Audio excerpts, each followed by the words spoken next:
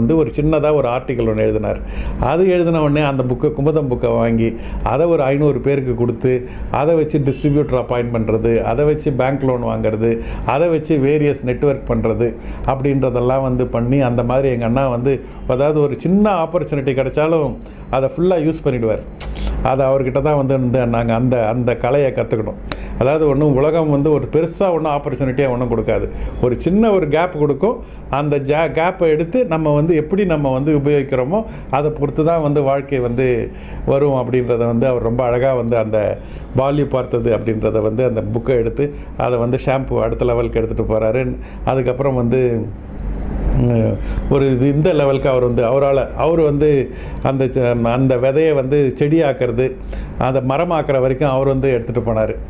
வந்து doctor ராஜ்குமாரோட contribution வந்து ரொம்ப முக்கியமானது. மூணாவது வந்து இவர் ரங்கநாதன்